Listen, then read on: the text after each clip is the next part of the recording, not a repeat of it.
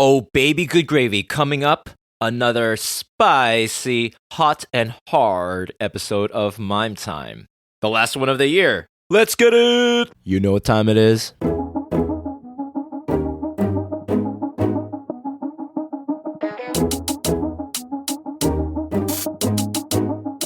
It's Mime Time.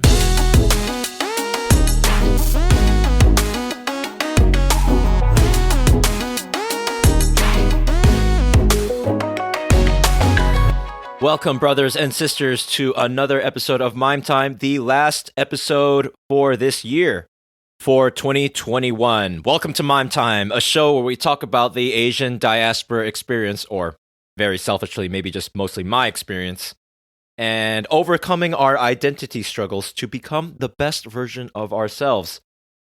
This cheeky episode, I just want to ask you all, how was your year? Did you have a good one? Did you have a bad one? Was it easy? Was it hard?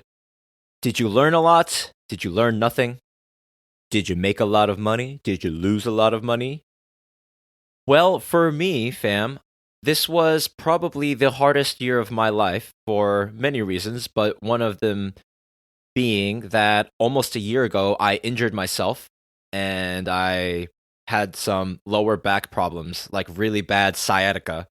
So I have mentioned this issue in previous episodes, and basically I was out of action from my normal active lifestyle for about 4 months. That was 4 months of me being in pain / discomfort and not being able to work, so I burned through a lot of my savings, and all I could do was eat, so I ate a lot and I got depressed and pretty fat.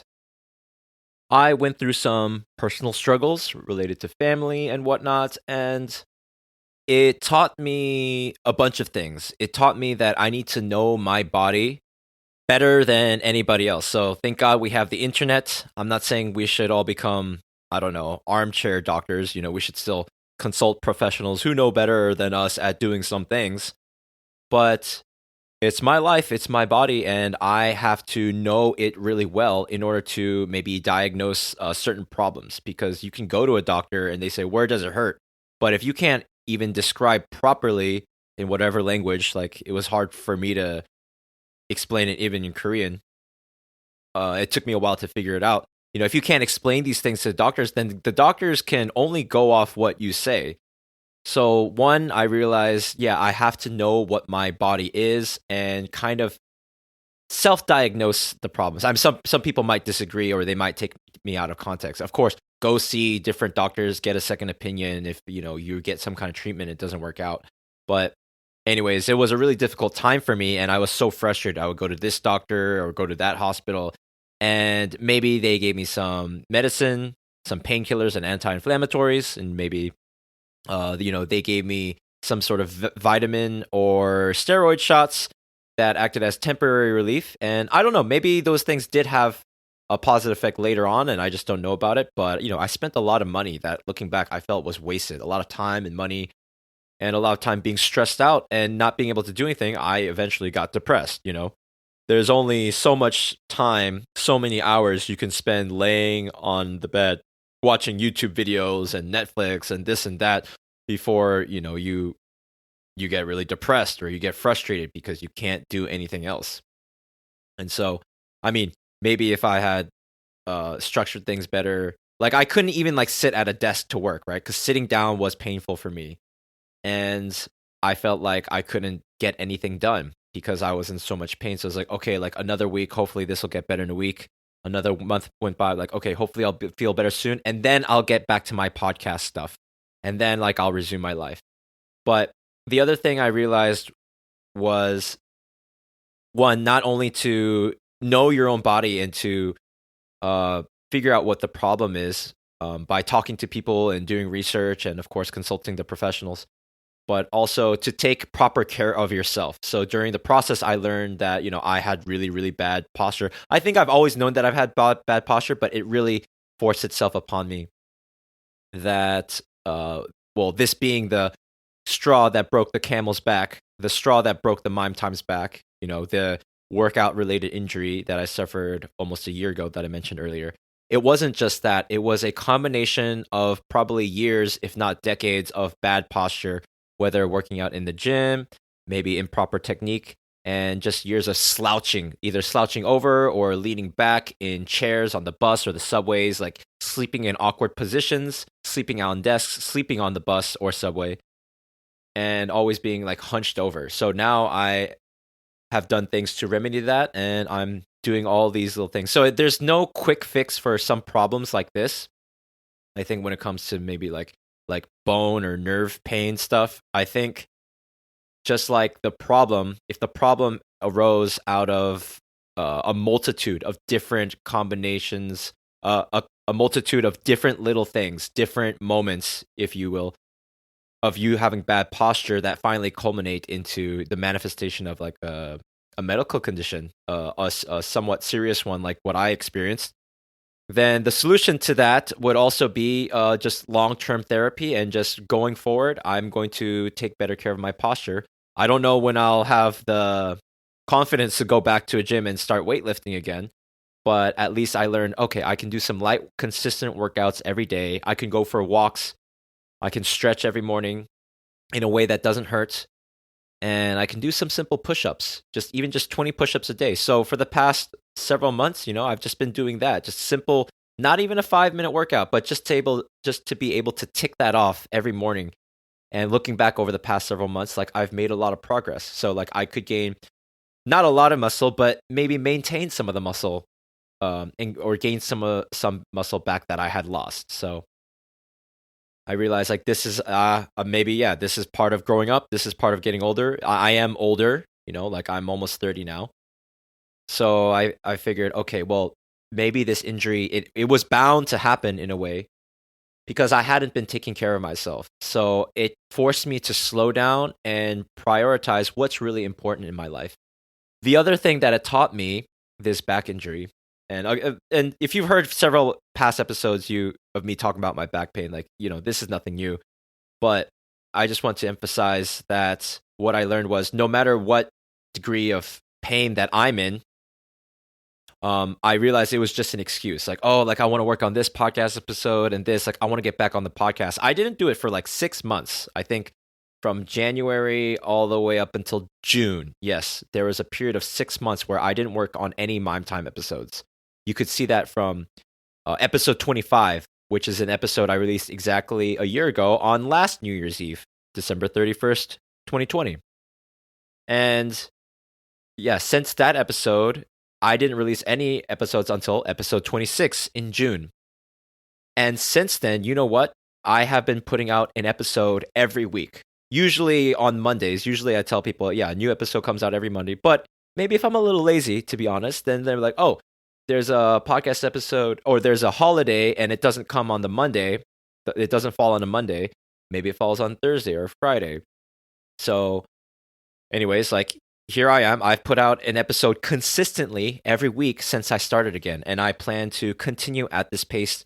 And in spite of whatever pain or injury that I experienced, I realized there came a point when I don't know what's going to happen with my life. Like, I don't know how much longer I'm going to be in this injured state. So I need to learn how to manage the pain, and I need to not, let my current life situation, however debilitating or stressful or whatever it is, I need to push through those things and show up. And I need to do this. And even if it's just one episode a week, at least let me be realistic with the pursuit of my dreams. What's realistic? Okay, I think I can do one episode a week. And if I can, and it's not maybe the most ideal setting or output that I can do, but maybe just one episode a week, consistently, day in and day out. Just like, I would love to be back in my prior days of just like hitting it hard 3 times a week, lifting weights, like maxing out, chest day, arms day, legs day, I used to do like back and biceps day, and the other days was like shoulders and legs and all that, chest and triceps. I mean, it's been a while, so I forget which order, but you get what I'm saying. Like, pushing out those weights, but maybe I wasn't as consistent. Because then I would push myself, and then I would burn out maybe after a month or two, and then like a week or two or a month would go by before I started working out again. So for me, I think consistency and pushing through and doing the bare minimum, as lame as that sounds, maybe there's a better way to phrase this than the bare minimum, but just putting in the enough time and effort to do it consistently, so then I can look back. I can look back on the 20 push-ups a day that I've done for the past several months, and my chest and my arms, they do feel stronger. These different these and 20 shoulder raises a day, like 2 sets of 10, and 20 bicep curls with they're 5 kilogram dumbbells. So just to have those 20 solid reps, and they're solid reps, they're slow and controlled and consistent, depending on how I feel, but I try to make them slow and consistent in the morning. So I do those 20 push-ups, the 20 shoulder raises, the 20 bicep curls, and like a couple of other things. I do like a 2-minute plank to help increase the stability of my back muscles and all that stuff. It's nothing intense like I used to. I'm not sweating as much as I used. I'm not sweating at all in the morning, basically, unless like I do it bam, bam, bam, bam, bam. But even then, like that's a bit too much. I don't want to freak myself out. But the fact is, like, I have been doing it almost every day consistently for the past several months, as well as meditating 20 minutes. I cheated a bit. So most days I won't meditate first thing in the morning, like after my workout, like I ideally would like to do. But instead I will take out my phone and set a 20-minute, 10-second timer. And then so I'll set this. So as soon as I can find hopefully a seat on the bus or the subway, I set that time. I sit down, I close my eyes, and I hear all the sounds of the subway and people shuffling around and conversations or whatever. And I just try to tune it out, and I just focus on my breath, and then the thoughts come. So, but I would like to say that I've done almost 20 minutes of that. I've done 20 minutes of meditation almost every day. And maybe some days I cheat. Maybe some days like, okay, I just 5 minutes, just like closing my eyes and then just like on the bus or whatever. And this is, I'll count this for the day, but I've barely missed a day. I've missed like a couple of days since July. And anyways, going back to my back problem, it's taught me, right, to be consistent. It's taught me that like I don't know, like there could be far worse situations that I'm in. Maybe as long as like I have my laptop and it's not excruciating and I'm not setting myself back, I'm not hindering myself, then like I need to put the time in to do this podcast. What if something terrible happens to me? What if I die? Or I don't know. Then I want to say that at least I was trying to put out consistent effort every week towards my goals and trying to get out a message here at a time, one episode at a time. So I'm not 100% with my back. I keep saying it over again. It's I don't know when I'll want to go to the gym again, but I feel a lot better and I can walk everywhere. And when I can, I try to cook healthy food, but I've gotten off the keto diet as of a few months ago, and so like I've gained a bunch of my weight back. I was like 80 kilos before I started it, and then I went down to 72 in like 30 days, and then I went all the way down to 70. And then since then, I think I'm back up to 76 kilos. And I don't care. Like, I don't care that I've been eating a lot past couple months or you're gaining some of the weight back.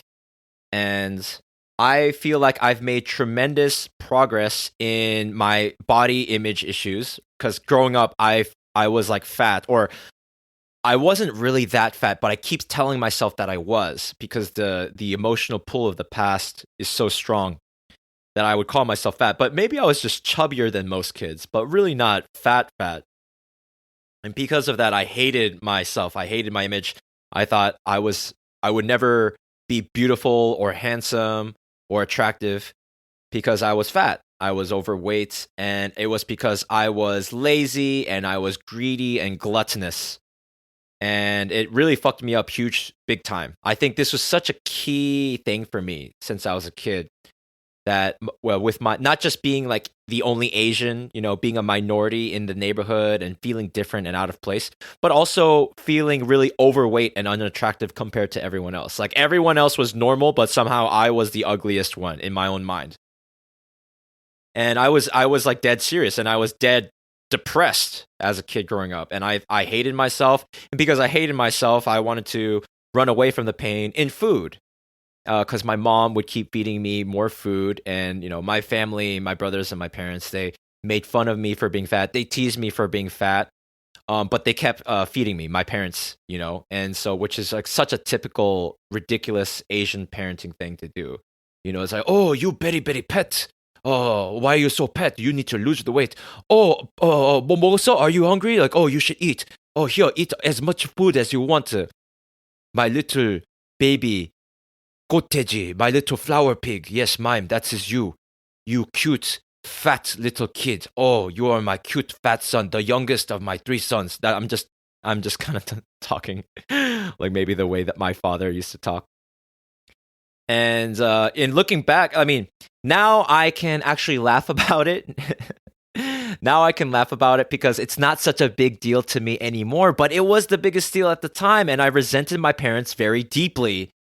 These fucking asshole Asian immigrant parents. This is a side of me that, like, I'm not afraid to, I want to share with the world. Like, I was in pain, and so I had this hatred towards my parents, and I'm still getting over it, to be fair. So I have this attitude towards my parents. I was like, oh, you fucking hypocritical, like, unconscious assholes. You should have, this is just me lashing out. I'm on my soapbox. Don't take it seriously. But this is how I feel sometimes, or how I have felt, and what I'm trying to change. But how I feel is like, oh, mom and dad, you want me to be happy and love myself, don't you? But you want me to be like a good, happy, successful person in life. But you babied me, and you sheltered me, and you spoiled me, and you gave me all the food that I wanted when I told you that I didn't want to eat all this food. And because I knew that it was making me overweight, and I knew being overweight made me unhappy, and it made me feel even more different. But you still fed me anyways, because that was just the Asian Korean way, because they grew up in Korea when it was a third world country. And so they grew up very poor, at least my father did. And so, like, they didn't know what it means to be overweight. They didn't know what it means to overfeed your child. Of course, and I'm not the only Asian American. I'm not the only son of immigrants.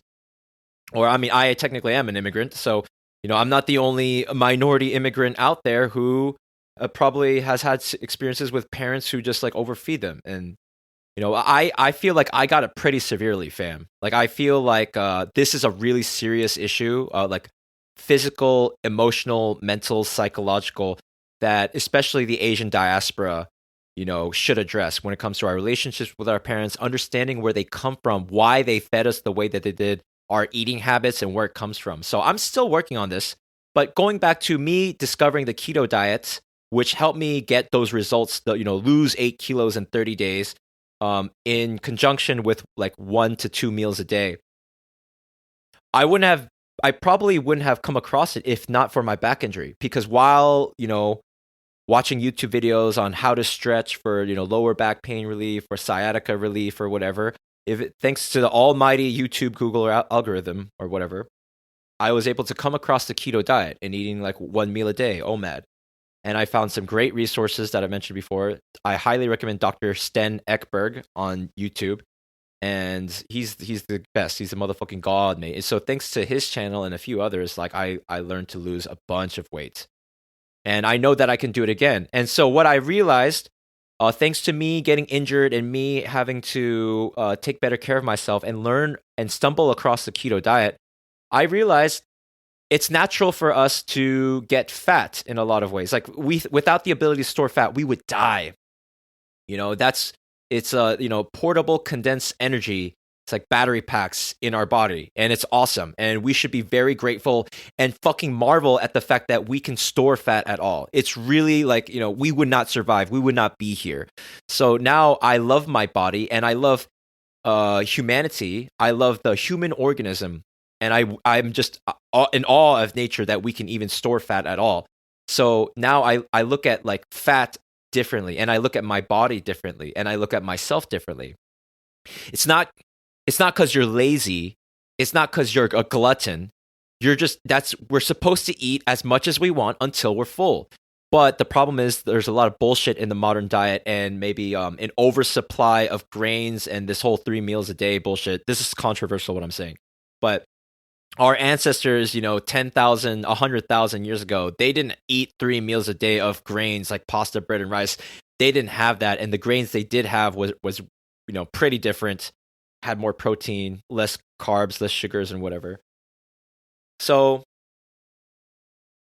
a lot of good things came out of my back injury. I was like, you know what? I have to turn this injury and all the shit and all the negative stuff that's come with it. I have to learn as much as I can from all of this for my physical body, as well as for my mental health and for my spirit.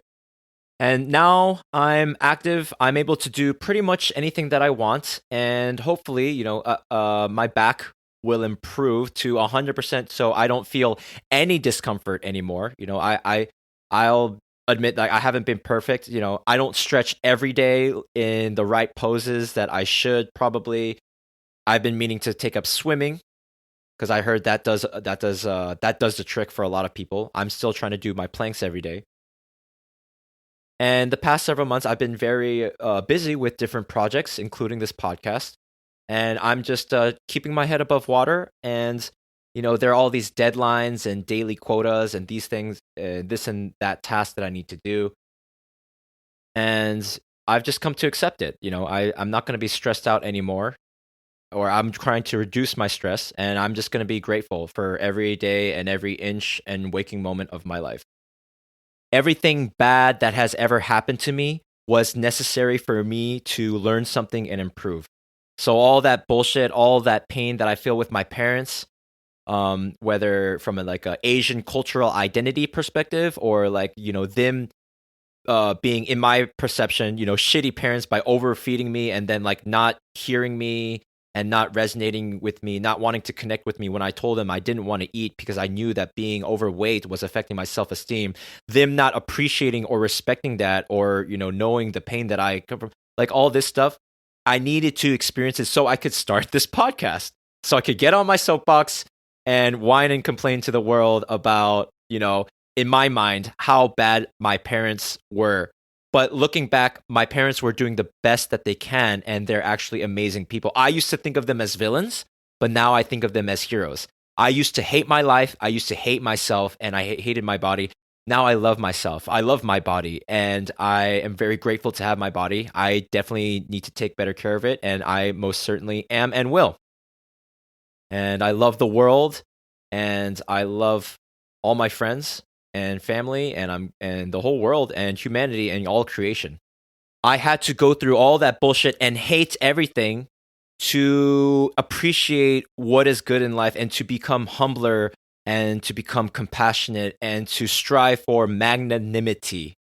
I'm impressed that I said that right? To be more magnanimous, to be more gracious, because that's the kind of person that I want to be deep down inside. I want to have the best values. I want to, become my own Ubermensch. I want to, without relying on so many externals, I want to draw from deep inside and explore who I am as a human being. And I know who I am. A lot of times on the show, I say that, I don't know who I am. Who am I? I still ask this question. And that's true.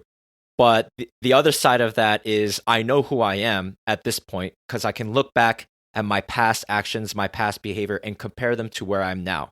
So in spite of the difficulties and the recent challenges and stresses of this year of 2021, I'm very fortunate to be alive and to have the network and the friends and the companionship and the opportunities to learn, grow, make money, to improve and take chances and then take second chances. And I don't have to hate myself anymore. I don't have to judge myself anymore for being imperfect or for not achieving some certain ideal, some unrealistic ideal or perception of what I should be. I am who I am. And you know what? All my decisions and past experiences, they made me who I am today. And yeah, I want to get better. Yeah, I want to improve. Yeah, I want to continue to activate the best version of myself. This has, again, been a very hard year for me, but arguably it has been a year of immense personal growth, physically, mentally, and spiritually. So I want to throw it out there, fam. Please, don't waste your suffering. All the suffering, all the pain that you experience, whether it's physical, mental, trauma from the past, you can frame it mentally and spiritually and personally, all in your mind, that those are all things that can help you become a better person, a humbler person, a more compassionate person, a tougher, stronger, harder individual. We have to become anti-fragile. We have to become stronger when life throws shit at us. So what doesn't kill you makes you stronger. That type of shit. The whole world is going through shit. There's shit everywhere. The world is a very dark, cruel, insane place. And what are you going to do about it? Are you going to be nihilistic about it? Are you going to throw in the towel? Are you going to just say, well, that's the world and the world isn't going to change, so, I'm not going to change anything about my life. I'm not going to change anything about myself. I mean, if you think or act that way in your actions and your behavior and attitude, then, what a shame. What a shame, because you could be so much more, and you could be a better version of yourself, and you could be a gift to humanity. You could activate the inner dragon or tiger or deer, whichever spirit animal you are inside, and magnify that and be a blessing to the world, a blessing to the nations, a blessing to yourself. And if I can come to this stage in life where I look back at my past and all the crazy, seemingly unfair bullshit and circumstances that happened to me, and I can dissect these things and learn from them and build a better relationship with myself, with my family and my friends and the world around me, with God or Allah or Buddha, whatever you worship. If I can go through this amazing, insane journey of personal transformation, that anybody, if you meet anyone who has known me since I was a kid or since I was in high school or since I was in college or when I first came to Korea, if you meet any of those people, or if you are one of those people, then you can say it yourself. If you meet any of those people and ask them how much I've changed, they'll say, wow, it is crazy. Mime has become the motherfucking god, mate. And actually, I don't know many people in my immediate circle who have quite experienced the same degree of transformation or continual progress, evolution, and development. So if you do, or if you are one, hit me up and let's hang out, yo. I would love to learn from you. I would love to learn from any of you. I'd love to hear your stories and have dope chats. If I can go through this crazy journey of transformation, then I suspect that you can too. As in, if you feel that you are worthless and you hate yourself and you hate your family and you hate your parents and you hate the world and you hate God and you just want to see the world fucking burn because everything's really fucked up and it's really unfair and no one gives a fucking shit about you. Well, I've been there. And I'm telling you, there is motherfucking hope. There is hope. And I'm so happy and I'm so excited to be alive, sharing this with you, sharing this wisdom, sharing these stories, sharing this peace, hope, love, and joy. Again, if you think you're worthless or you have felt that you're worthless and that the world hates you or that you hate yourself, I know what that feels like. You are not alone. My girlfriend in the background, she just said to me, amen. And she said, wow, Mime, you should have been a pastor. I think you would be a really good pastor. And I told her, well, did you know that was one of my original dreams? One of my original dreams before I came to Korea, before I lost my faith, I wanted to become a pastor. But instead, I became a podcaster. You see what I did there? Oh, yeah. And you know what? Being a podcaster and saying all my crazy existential, spiritual, philosophical, cultural bullshit on the internet and sharing with all my friends and acquaintances and people that I know, this is way better than being a pastor. I'm so glad that I had my old faith crisis, because that's another thing, another extremely traumatic event in my life that affected me personally, spiritually, mentally, and all that shit. It made me a better person. It forced me to look at myself and look at the world in a different light to get closer to the truth, which I think is what God would want. That's what Jesus would want. he would want us all to get closer to the truth. So in doing that, in my zealous radical search for the truth, I fell away from Christianity, and I'm no longer a Christian in the classical Orthodox sense. But anyways, whether you had an amazing year or a terrible year, I wish you the best. If you had a terrible year, then I hope that things work out better for you next year in the future, of course, and that you're able to learn all the things, all the mistakes, or relearn the mistakes that you made this year. And hopefully, you can become, better on your path. And if you had a great year and you're living a great life, then I'm really super happy for you. And I hope you all have a fucking amazing 2022. I'm really excited for it. And I hope you'll join me and stay tuned for Mime Time in 2022. And we will grow and we will thrive together. And that is literally all the time I have for today, fam, because I have places to go and things to do and people to see. Oh, yeah.